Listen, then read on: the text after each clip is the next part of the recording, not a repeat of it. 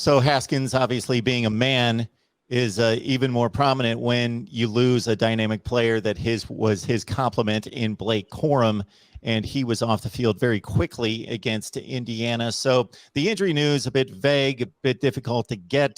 Jim Harbaugh's news conference coming out later today, but Blake Corum's just one of a few injuries to review.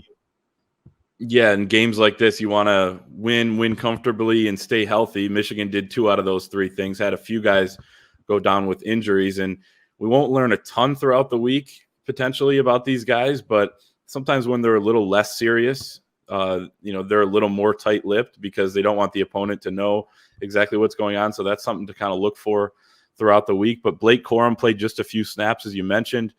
Then he went into the medical tent. He came out, was moving around a little bit, and then went into the locker room, emerged later with a boot on his, he was in street clothes and had a boot on his foot. So looked like it could have been an ankle or something like that. They were already without Donovan Edwards at the running back position. He missed the last couple games and did not dress. Looked like an ankle for him too, that he left late in the Northwestern game with. So they were really thin there at running back. At wide receiver, Andrell Anthony, who had the breakout game, 155 yards, 2 touchdowns against Michigan State, had 1 catch, looked pretty good earlier on in the game, and then on a kick return, got clotheslined and looked like he didn't come in after that point. Could have been something in the head area there. So something to watch with him. AJ Henning, starting slot receiver and punt returner, also left the game as well. So offense pretty thin there. They were already without Eric All, who did not play, got banged up late in the Michigan State game. He was moving around, warming up, still dressed with the team. Looked like he probably could have gone in an emergency situation, but I think it was smart to hold him out before a big game against Penn State. Jim Harbaugh said he's expected to be back.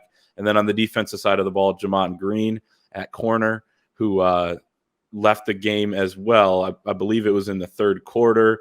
He looked like it was an upper body type of thing, maybe a sling that he had coming out of the locker room there. So something to watch. He's gotten less and less snaps the last few weeks because DJ Turner has emerged and kind of taken over that second starting cornerback spot opposite of Vince Gray. But it's still nice to have depth there given that they've been rotating 3 guys in there all season long. So that's the gamut of injuries right now running through it.